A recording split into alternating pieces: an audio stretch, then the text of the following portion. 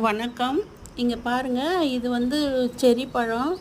ஒரு குட்டி ஆப்பிள் மாதிரி இருக்கும். சூப்பராக இருக்குது பாருங்கள்.